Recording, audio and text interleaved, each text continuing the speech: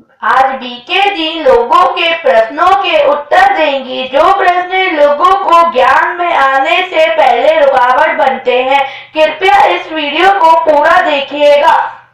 चलो आज हम ब्रह्मा कुमारी विश्वविद्यालय चलते हैं और वहाँ देखते हैं कि बीके दीदी कैसे लोगों के प्रश्नों के उत्तर दे रही हैं और उन प्रश्नों के उत्तर को अपने जीवन में उतारने की कोशिश करेंगे। दीदी, मेरे दिमाग में एक प्रश्न बना है कि आपने सतयुग के बारे में तो बता दिया, पर त्रेता युग में हमें क्या सुख मिलते हैं, क्या होता है, कृपया बताइएगा। ओम शांति। आपने जैसे अभी तक सुना कि सतयुग में सोने की दुनिया होती है, त्रेता युग में चांदी की दुनिया होती है। चांदी के मकान, चांदी के बर्तन, चांदी का युग शुरू हो जाता है। त्रेता युग में दो कलाएं कम हो जाती है। हमारी जो डिग्री है सर्वगुण संपन्न, 16 कला संपूर्ण, संपूर्ण दीर्घकारी, संपूर्ण मर्यादा पुरुषोत्तम, तो ये 15 कला और 16 कला वाली आत्माएं सतयुग में आती हैं। त्रेता युग में 14 कला से 9 कला तक की आत्माएं आती हैं और पॉपुलेशन त्रेता जब स्टार्ट होता है तो 2 करोड़ होती है और त्रेता के एंड में 33 करोड़ आत्माएं इस धरती पर आ जाती हैं।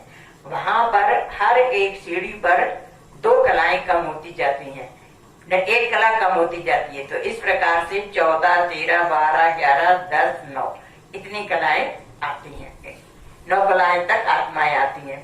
तो त्रेता युग में राम राज्य कहलाता है और सतयुग में लक्ष्मी नारायण का राज्य कहलाता है। तो जैसे सतयुग में 8 सीढ़ियों पर 8 लक्ष्मी नारायण होते हैं, ऐसे ही त्रेता में 12 सीढ़ियों पर 12 सीताराम राज्य करते हैं और उनके भी ऐसे ही एक लड़का और एक लड़की होती है। सब प्रकार के सुख होते हैं, लेकिन खाली थोड़ा सा मकान पुराना हो जाता है। जैसे 1250 वर्ष सतयुग के बीत जाते हैं तो थोड़ा सा पुराना हो जाता है। स्वर्ग जैसा ही सुख होता है, दुख वहां पर नहीं होता है, बेकार वहां पर नहीं होते हैं। इसलिए राम के हाथ में धनुष बाण दिखाते हैं और श्री कृष्ण के हाथ में नृत्य करता हुआ पोज दिखाते हैं और बांसुरी बजाता हुआ दिखाते हैं, क्योंकि श्री त्रेता युग में ये मुख की आकृति धनुष बाण जैसी है ना। कहते हैं उसने ऐसी बात कही जो मेरे दिल में तीर जैसी छुप गई।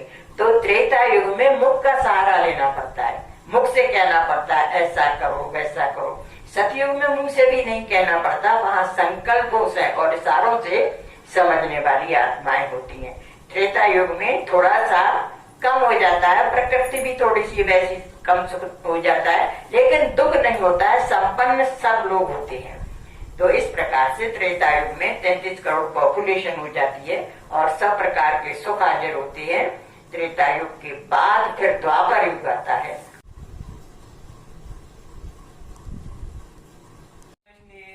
द्वापर युग में क्या होता है? सतयुग और त्रेता युग को इस धरती पर स्वर्ग कहा जाता है और द्वापर युग से क्या होता है कि द्वापर युग से रावण राज शुरू हो जाता है, यानी बॉडी कॉन्शियसनेस शुरू हो जाती है। सतयुग और त्रेता युग में हम यहाँ पर जो अभ्यास करते हैं सोल कॉन्शियस का, ये अभ्यास हमारा वहाँ 2500 वर्ष रहता है।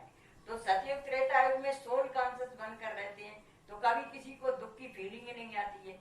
द्वापर युग से जब बॉडी कॉन्शियस शुरू हो जाता है, देहभान शुरू हो जाता है, तो हमको दुख और सुख की फीलिंग आनी शुरू हो जाती है। तो जब दुख की फीलिंग शुरू हो जाती है तब फिर भगवान को याद करते हैं। सतयुग त्रेता में कोई भगवान को याद ही नहीं करते, वहाँ कोई पूजा पाठ नहीं करते, वहाँ पर भक्ति का कोई कार्यक्रम नहीं होता है। द्वापर युग से जब हम लोगों को दुख महसूस होता है तो हम सबसे पहले शिवलिंग बना करके शिव की पूजा करते हैं। शिव परमात्मा आकर हमें ज्ञान सुनाते हैं ना, तो उन्हीं की पूजा सबसे पहले द्वापर युग में स्टार्ट करते हैं। और काम क्रोध लोभ मोह अहंकार, ये भय आलस्य वगैरह जो विकार हैं, ये द्वापर युग से शुरू होते हैं। और भारत का जो नक्शा है वो सतयुग त्रेता में भारतवर्ष ही रहता है और दूसरे देश कोई नहीं रहते हैं, केवल टापू मिसल रहते हैं, वहां पर मनुष्य नहीं रहते हैं।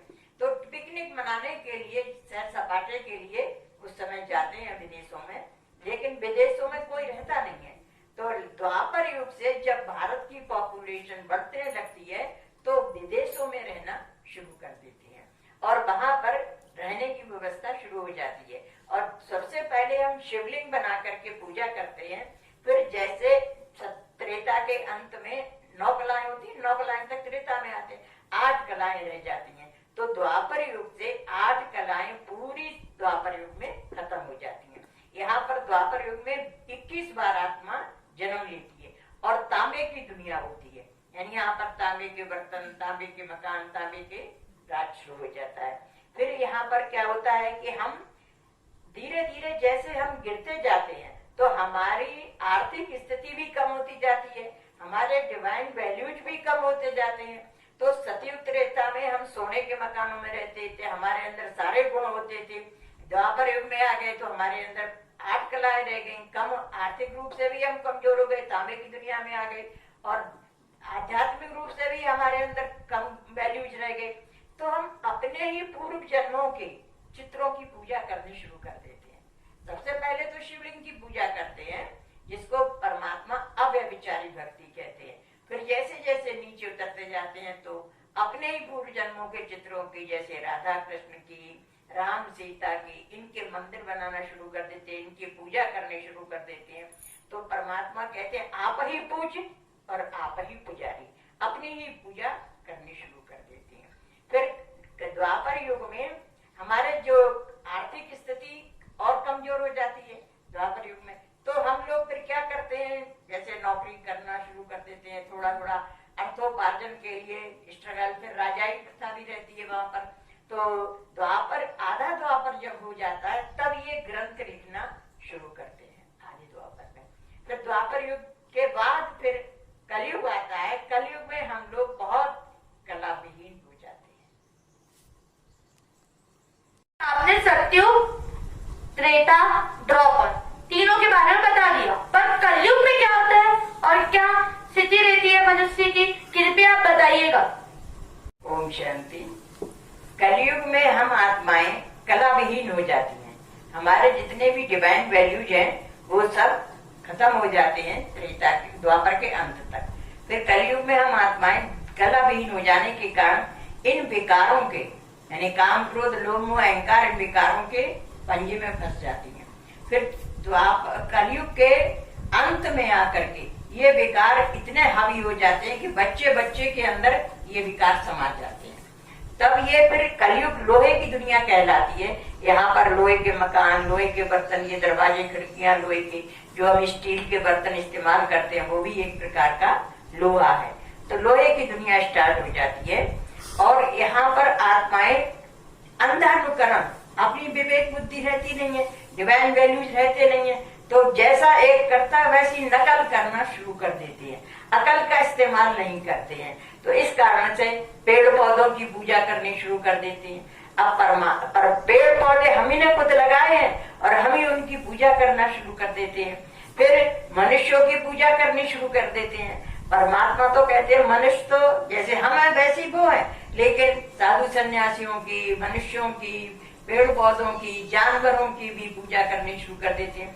यानी हमारी खुद की बुद्धि विकसित नहीं हो पाती है, क्योंकि हम सतयुग में सर्वगुण संपन्न होते हैं, सारी कलाएं हमारे अंदर होती हैं। तो वहां पर हम क्या है, नारी का सम्मान होता है। यहाँ पर क्या करते हैं, उल्टी बात हो जाती है, नारी का तिरस्कार करना शुरू कर देते हैं, उन पर अत्याचार करना शुरू कर देते हैं। अब देखिए आप नवरात्रों में 9 दिन देवियों की पूजा करते हैं, उनकी आराधना करते हैं, भोग लगाते हैं और 10वें दिन जाकर उनको पानी मिश्रा देते हैं।